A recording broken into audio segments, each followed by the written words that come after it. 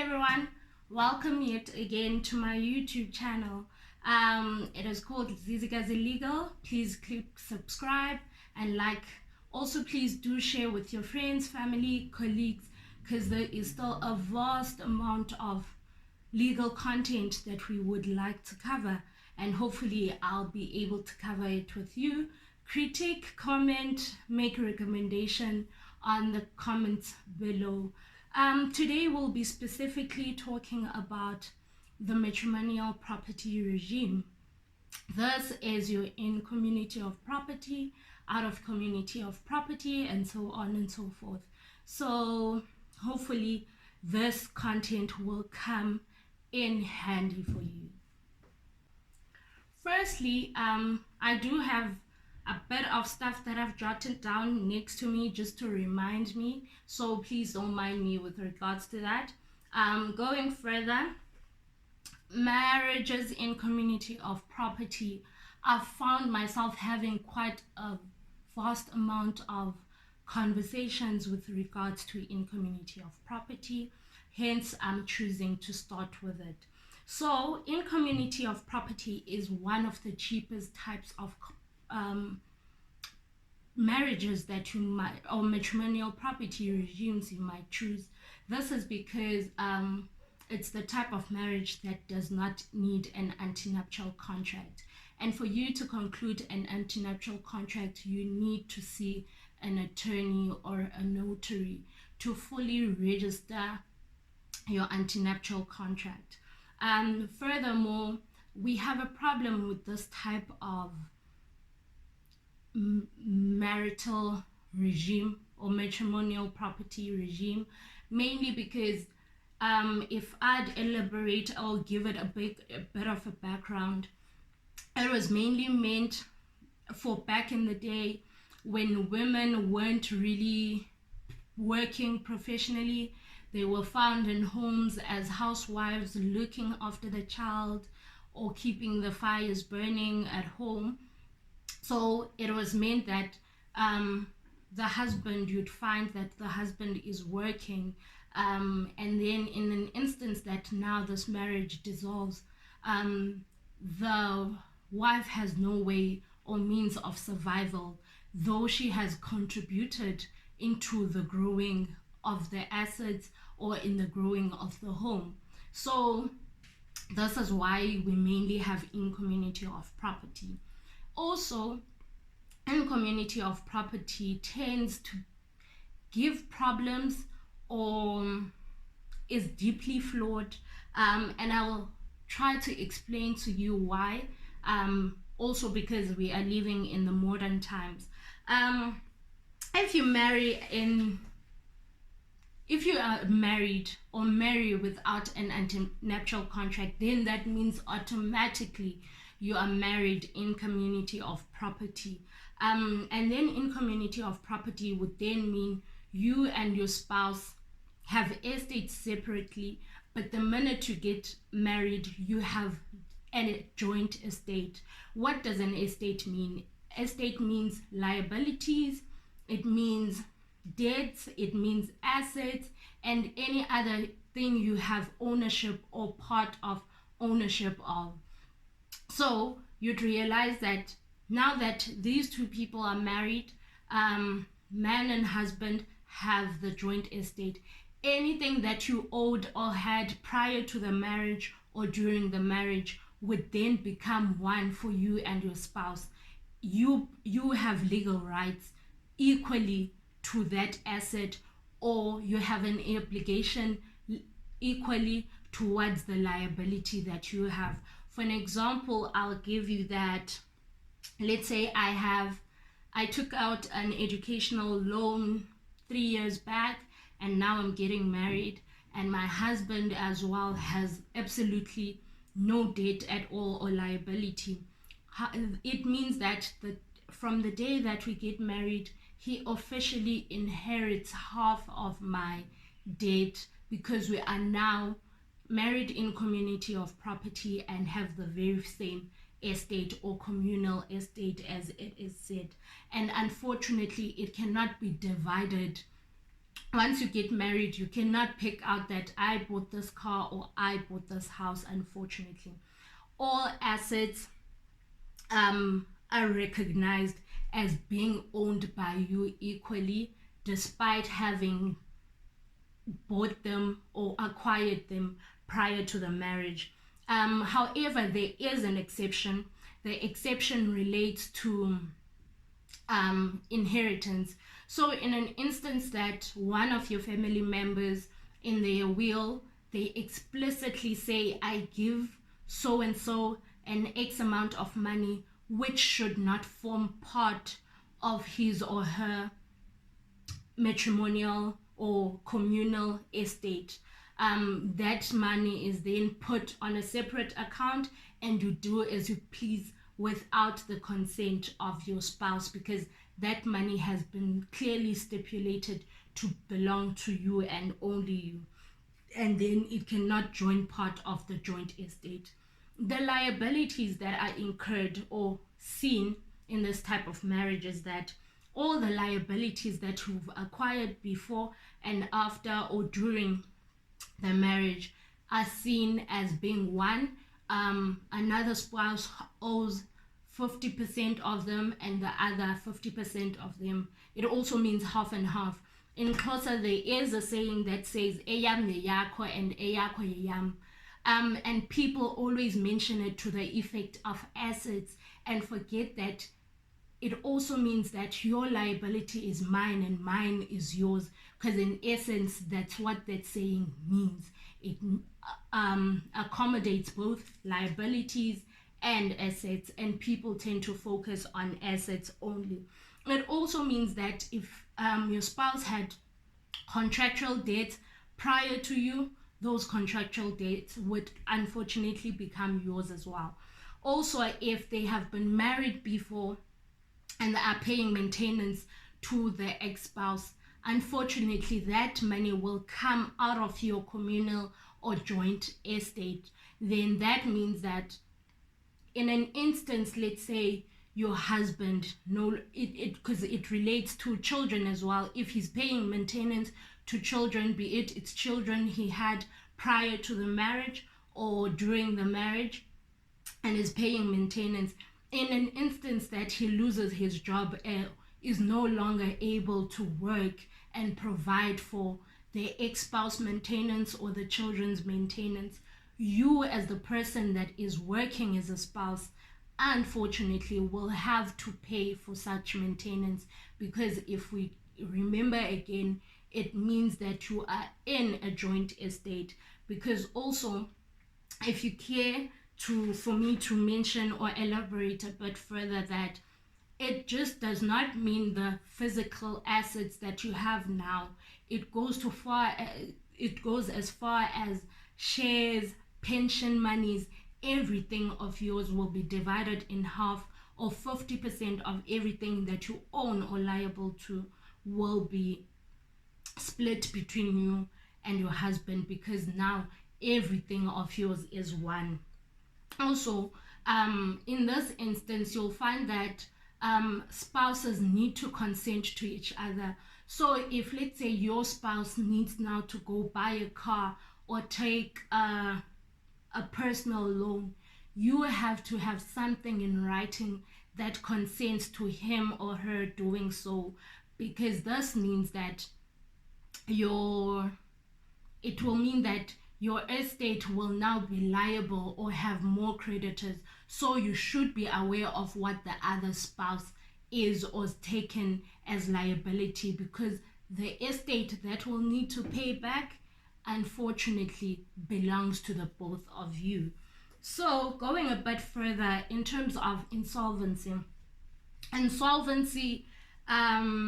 one that is married in community of property at times automatically becomes insolvent, though they have been paying their debts. This happens when the spouse has neglected or unable to pay their own debts and liabilities. And this is done because it means that once one spouse is unable to pay for your debts, it means that the entire estate joint estate is unable to cover for such liabilities and debts, and unfortunately by default you will also be insolvent. And the problem with insolvency that people tend to forget is that it blocks you from being able to hold certain offices and positions. For an example, you cannot be a director of a company or a CEO of a company, and many other positions that are also found in corporate law, because it relates to honesty and being able to take informed decisions, more especially when it comes to money. But there are certain instances where exceptions are provided, such as a rehabilitated insolvent person. But that's a story for another day. Furthermore, the disadvantages of marrying in community of property is that the stronger spouse has to share their assets with the weaker spouse. It also goes to an effect that the administration can be complicated, because it has to be divided in half. One cannot pick out, this is what I brought into the marriage, or this belongs to me, because that means everything will belong to you, the two of you, equally. Also, in an instance that the marriage starts to fail, then the consent cannot really be provided for, because there's difficulties within the relationship, there's fighting. So in such instances, you find that it's not very easy to be able to get consent. Furthermore, the liability of debts, even if there's debts you know nothing about, or debts that were supposed to be paid by your spouse, unfortunately in an instance that they are not able to pay for them, then insolvency might be a thing for you, or you would find yourself being insolvent. And then the advantages that you do find within community of property is that you do not have to seek lawyers to draft an antenuptial contract and register it for you. And also, furthermore, if you are the financially weaker spouse, at least there's something that you gain from the marriage, because everything is now split into half. I hope you do understand that part. And then when it comes to marriages out of community of property with the accrual system, it should be established that the accrual system means that from the date that you are married to the date that, for next instance, there is a divorce, it will only count that period as in how much you've accumulated. So you realize that prior to you being married, nothing will, if you had a car prior to your marriage, that car belongs to you, and then anything you accumulated during the marriage will be yours and your husband's, or the value of it will amount to a certain amount, and also the husband's one will be calculated. But I'll go deep or a bit further into that in a bit. Also, the assets that can be excluded in the accrual system is anything that the spouses owned prior to the marriage. It also goes to the things that they have inherited, be it by donation, trust, legacies, and so on, or inheritance through a will. Then such a person, that will belong to them. And also, if there's donations between spouses, then let's say you and your spouse, you buy your spouse a car, you stipulate in the antenuptial contract that in an instance that one party cheats, what do we then do with regards to the donation or gifting of one another? Or if the other party feels like, okay, my wife deserves a car, or deserves the most expensive diamond ring, or my spouse also I need to buy them a house as a gift, then in an instance that the marriage gets dissolved, you stipulate that Do they keep the gift or give certain exceptions or certain requirements that in the instance that this happens, they can keep their gift, or in this instance, they cannot keep the gifts and I need to get them back? So I hope that is understandable or was very clear. If not, please do say on the comments down below. Also, any amount that has accrued to the spouse by way of damages. So damages would be your defamation. So if one spouse acquires money through defamation or policies, insurance policies, or gets money, let's say they were injured at work and able to claim under COIDA, and then in such an instance, unfortunately, they won't be able to share their proceeds, or they will not be calculated as having accumulated them throughout the marriage. Also, furthermore, the dissolution of this marriage, it's only there upon its dissolution, only then there starts being calculations.